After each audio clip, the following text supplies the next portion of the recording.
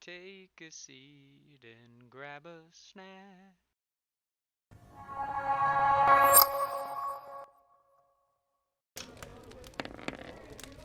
Hey there, ladies and gentlemen, and welcome back. This is the Snack Shack. Today we're going to be playing Fighting Fantasy Classics, which is a re-release of a bunch of text games from the 90s onto Steam, and this one, BloodBones, the one we're going to be playing, is free.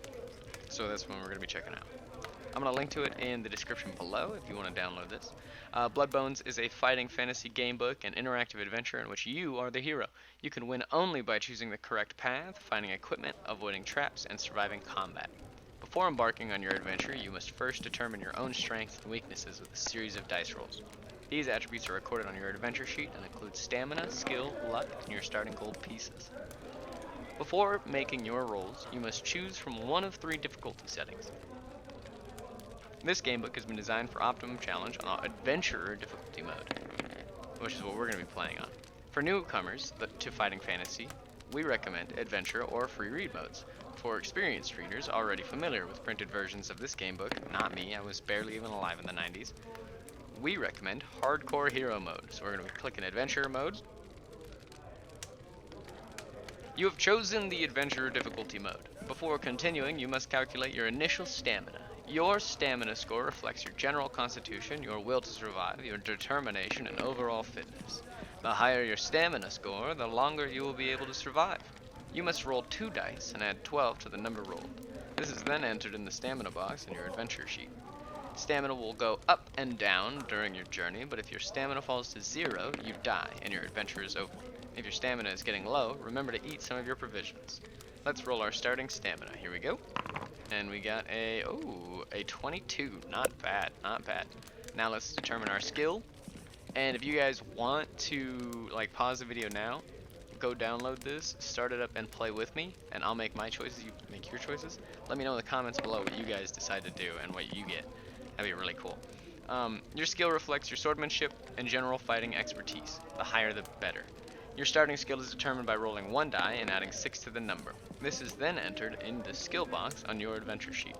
Your adventure sheet can be accessed at any time using the menu at the bottom of the screen. Let's roll my skill, see what we get. 11. Nice, nice. Let's see, determine our luck. Your luck score indicates how naturally lucky a person you are. Luck and magic are facts of life in the fantasy world you are about to explore. Nice. Your starting luck is determined by rolling 1 die and adding 6 to the number. This is then entered in the luck box on your adventure sheet. Let's see what we get. Oof, 7. Not very lucky. Rip. Now let's see how many gold pieces we have. The amount of gold pieces in your possession is determined by rolling 2 dice and adding 12 to the number. This is then entered in the gold pieces box on your adventure sheet. Now let's roll this gold.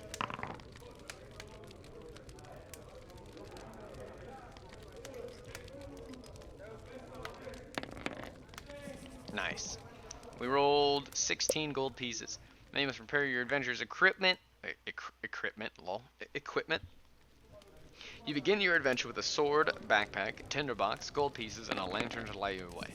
Rationing your provisions is key to a successful adventure. They may be consumed at any time, excluding combat, by accessing this adventure sheet.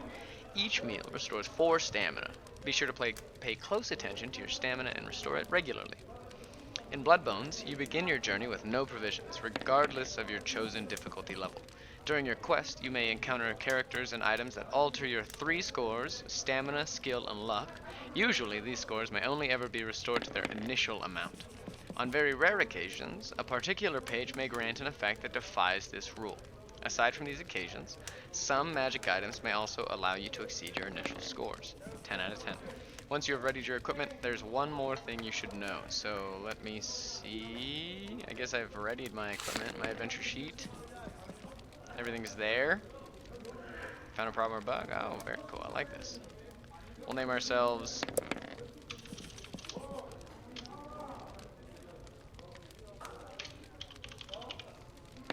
No, that's trash. Don't. I'm cutting that. We're gonna name ourselves... Tom Petty. Sure. I'll take it. Once you've readied your equipment, there's one more thing you should know. During the adventure, you will notice that hours will pass at key points, usually when you have been doing something for a considerable length of time. This is very important, as will This is very important as will become apparent as your adventure progresses. Try not to allow too many hours to pass. Okay. Onward to adventure. It all started 10 years ago when the evil pirate lord Cinnabar murdered your family, like Cinnabar Island from Pokemon. At the time, you were only 12 years old and lived with your family in the small fishing village of Clam Beach on the northern coast of Rullstone. Halfway between the two major ports of the kingdom, Harabnab, home to all lawful adventurers and sailors, and the sinister port of Crabs. Life in the Clam Beach was not easy, but it did have a peaceful security about it. And then the terrible day came. It was a clear summer day and warming when the huge, forbidding black galleon sailed into the bay, flying the dreaded flag of the skull and crossbones. Pirates. The bloodthirsty cutthroats were soon racing up the beach towards the village. The fighting was swift and bloody. Soon, most of the grown folk of Clam Beach had been killed, your father and two siblings dying while trying to defend the village. In the end, the village elders had no choice but to surrender to the marauding raiders and open the village's meager treasure offers. The cruel pirate captain came ashore from his ship to collect the booty himself. The sight of him filled you with awe and fear. The pirate was a tall, handsome man with a neatly trimmed, pointed black beard, and his hair tied back in a ponytail. He was dressed in the clothes of a nobleman, with a fine scarlet coat, trimmed with gold trimmed with gold braid, and wearing a large tricorn hat. At his waist hung a gleaming cutlass, and you could not help but noticing that on the back of his right hand was tattooed the image of a grinning black skull. When the raiders had finally gone, filled with feelings of hatred for those who had murdered your family, you asked Ragai, the village soothsayer, who the pirate captain was. That villain is one of the most evil men ever to sail the 12 seas of Titan, was his vehement reply. He is one of the most feared pirate lords of our age, a creature without remorse, a murderer, and a follower of the bloodthirsty voodoo death god Keskari, whose mark is the Black Skull. He is a Cinnabar, but because of the terrible atrocities he commits, he is also known as BloodBones. From that moment you vowed that one day you would have your revenge on the evil Cinnabar. Oh, okay. I like this so far. This is pretty fun. This is an interesting little read. Your mother became ill soon after that dreadful day, and 3 years later she died. On your 16th birthday, you left Clam Beach and made your way to Harabnab, gaining the position of cabin boy on a ship traveling to the distant continent of Alanzia. For the last 6 years, you have sailed all across the globe, but you never forgot the promise you made to yourself a decade ago. Over many voyages, you have tried to learn as much as you can about the rogue captain. You discovered that Cinnabar's galleon, the Virago, is frequently seen sailing in the waters around Nankunu Bay, and that he has a hidden base somewhere close to the port of Crabs. You also gleaned as much information as you could about the notorious city, and so, when you decided that you were at last ready to confront your enemy and the chance of passage on a merchant ship sailing to the port of Crabs came up, you leapt at the opportunity.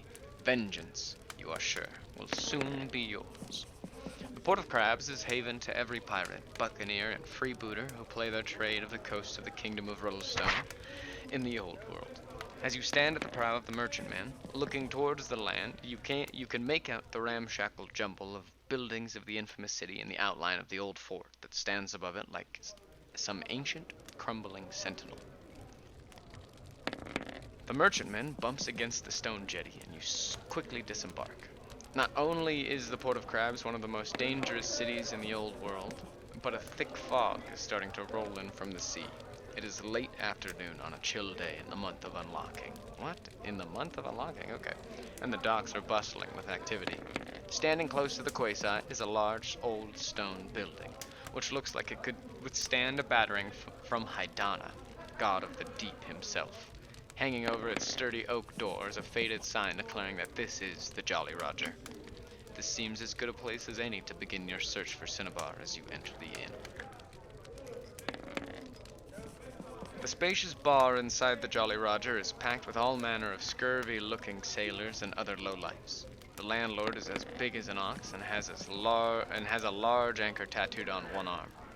No one takes any notice of you as you enter, so you approach the bar and order a tankard of ale, costing 1 gold piece. Okay, so that's one of our gold pieces. You decide to question the landlord about Cinnabar first.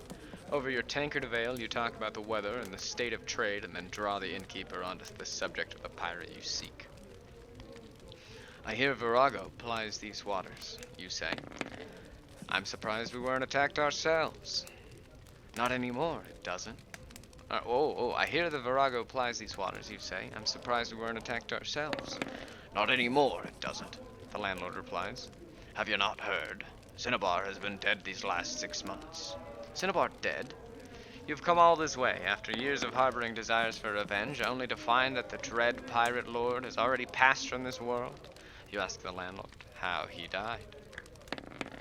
Okay, ladies and gents, that's going to be the introductory video to BloodBones. If you want to see another one of these videos, if you're liking what we're doing here, leave a comment below, let me know, and I'll make some more. Take it easy.